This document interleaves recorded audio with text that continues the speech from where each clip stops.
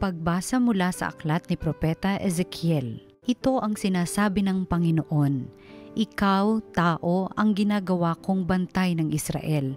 Anumang marinig mo sa akin ay sabihin mo sa kanila bilang babala. Kapag sinabi ko sa taong masama na siya'y mamamatay at di mo ito ipinaabot sa kanya upang makapagbagong buhay, mamamatay nga siya sa kanyang kasamaan, ngunit pananagutan mo ang kanyang kamatayan. Ngunit kapag binabalaan mo ang kasama, gayon may hindi rin nagbagong buhay, mamamatay siyang makasalanan, ngunit wala kang dapat panagutan. Ang salita ng Diyos.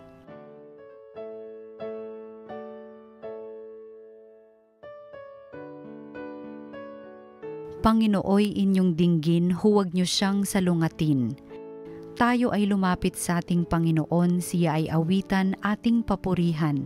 Ang batong kublihan natit kalakasan, tayo ay lumapit sa kanyang harapan na may pasalamat, siya ay purihin ng mga awiting may tuwa at galak. Panginooy inyong dinggin, huwag niyo siyang salungatin. Tayo ay lumapit sa kanya'y sumamba at magbigay galang, lumuhod sa harap nitong Panginoong sa ati lumalang. Siya ang ating Diyos, tayo ay kalinga niyang mga hirang, mga tupa tayong inaalagaan. Panginooy inyong dinggin, huwag niyo siyang salungatin. Ang kanyang salita ay ating pakinggan, iyang inyong puso'y huwag patigasin tulad ng ginawa ng inyong magulang. Nang nasa Meriba sa ilang ng masa, ako ay tinuksot doon ay sinubok ng inyong magulang, bagamat nakita ang aking ginawang silang nakinabang. Panginooy inyong dinggin, huwag niyo siyang salungatin.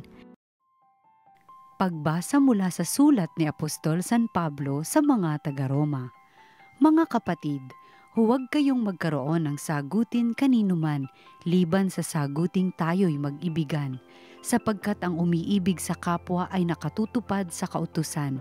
Ang mga utos gaya ng huwag kang mangangalunya, huwag kang papatay, huwag kang magnanakaw, huwag kang mag-iimbot, at ang alinmang utos na tulad ng mga ito ay nabubuo sa ganitong pangungusap. Ibigin mo ang iyong kapwa gaya ng iyong sarili. Ang umiibig ay hindi gumagawa ng masama kanino man, kaya't ang pag-ibig ang kabuuan ng kautusan. Ang salita ng Diyos. Salamat sa Diyos. Ang mabuting balita ng Panginoon ayon kay San Mateo.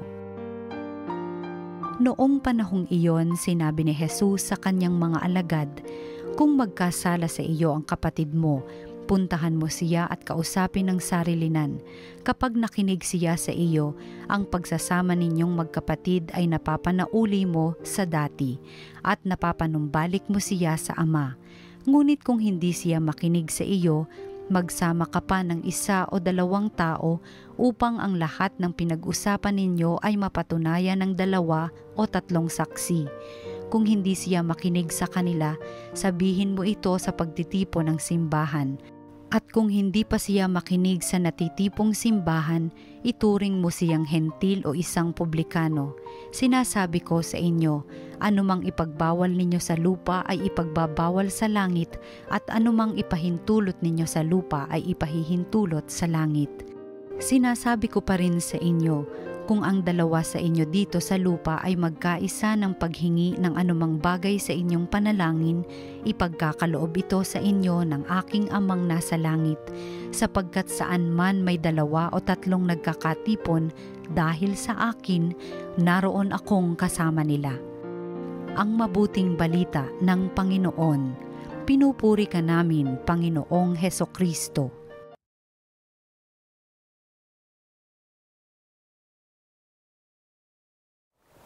Marami tayong nakikita na pagkakamali. May mata naman tayo. May isip naman tayo. Kaya pati na sa simbahan, may nakikita tayong pagkakamali. Nakikita din natin ang pagkakamali sa ating pamilya. May mga pagkakamali ang ating mga magulang, ang ating mga kapatid. May maling ginagawa ang ating mga kaibigan. Ano ang ginagawa natin kapag nakaka-observe tayo ng kamalian? Marami ay nagwawalang kibo na lang. Ayaw daw makialam. Ayaw makisangkot. Kaya patuloy na lumalaganap ang kamalian at bandang huli, napapasama ang gumagawa ng masama. Nakakakita tayo ng hindi tapat sa asawa. Pinababayaan na lang natin. Ayaw nating makialam hanggang nasira ang pamilya ng kaibigan natin. Ang iba ay pinagchichismis natin. Sinasabi at pinag-uusapan sa iba. At iyong kinauukulan ay walang nalalaman. Anong dapat nating gawin? Ang turo sa atin ni Jesus ay pagsabihan natin. Tinatawag natin itong fraternal correction. Pagtutuwid sa kapatid. Ipaalam natin sa kanya ang kanyang pagkakamali. Tayo-tayo lang. Walang nakakaalam para hindi naman mapahiya. Pero kung totoo ang ating sinasabi at nakita din niya ang kanyang pagkakamali, natulungan na natin siya na makaiwas sa pagkapahamak. Kung hindi naman tama ang ating obserbasyon, hindi na natin siya nahuhusgahan na mali siya. Nakakapagpaliwanag siya sa ating dalawa lang. Pero kung ayaw niyang makinig at mali siya, magdala tayo ng iba pang testigo. Baka naman makita niya ang katotohanan tungkol sa kanyang pagkakamali kung hindi lang isa, kundi may iba pang tao na magpatotoo. Kung hindi pa maniwala at mali naman talaga ang kanyang ginagawa, isumbong na natin sa kapulungan ng simbahan. Huwag tayong manahimik kasi ang kasamaan ng ibang miyembro sa simbahan ay nakakasira sa buong simbahan. Ang simbahan ay isang katawan. Ang sakit ng kalingkingan ay nagdala ng impeksyon sa buong katawan. Ang buong katawan ay lalagnatin dahil sa isang pigsa sa paa. Kung talagang nagmamatigas, tsaka na natin siyang ididedmahin. Tsaka na natin siyang hahayaan. Ginawa na natin ang dapat nating gawin para matulungin siya. May proseso sa pagtutuwid.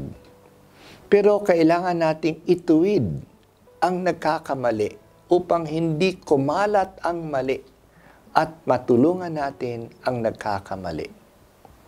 Ito rin ang sinabi ng Diyos kay Propeta Ezekiel sa ating unang pagbasa. Ang propeta ay ang bantay ng Israel. Kapag may nakita siyang pagkakamali sa bayan, dapat siyang magbigay ng warning. Sabihin ang pagkakamali. Kung manahimik siya at naparusahan ang nagkakamali o namatay dahil sa pagkakamali niya, mananagot ang bantay na hindi nagbigay ng warning. Pero kung winarningan niya ang nagkakamali at hindi pa ito nagbago, paparusahan siya ang nagkamali pero hindi mananagot ang bantay. May pananagutan ang bantay na magbigay ng babala. May pananagutan ang propeta na magbigay ng warning. Mahalaga ang pananagutang ito sa mga tao may tungkulin na gumabay sa iba, tulad ng mga pare, mga katekista, mga guro, mga magulang. Dapat ituro nila ang tama at ituwid ang mga maling ginagawa ng kanilang mga nasasakupan. Mananagot sila sa Diyos kung naging masama ang nasasakupan nila kasi nanahimik sila o mali ang kanilang itinuro sa kanila o ibinigay na example. Pero hindi lang tayo nagbabantay ng pagkakamali. Gabayan din natin ang mga nasasakupan natin sa paggawa ng mabuti. Ang binabanggit ng pagbasa natin ay ang pagdarasal ng sama-sama. Kapiling natin si Jesus kung tayo ay nagkakaisa sa ating panalangin. Magkaisa tayo sa ating intensyon sa pagdarasal o magsama-sama din tayo sa ating pagdarasal. Lalong mabuti ito sa mga pamilya na sama-sama silang nagdarasal. Totoo ang sinabi sa Family Rosary Crusade, the family that prays together stays together. And we can add, is blessed together. Lalong maganda ang pamilyang sama-samang nagsisimba. Parehong salita ng Diyos ang napapakinggan nila at nakakatanggap sila ng katawan ni Kristo. Talagang kasama nila si Kristo bilang pamilya.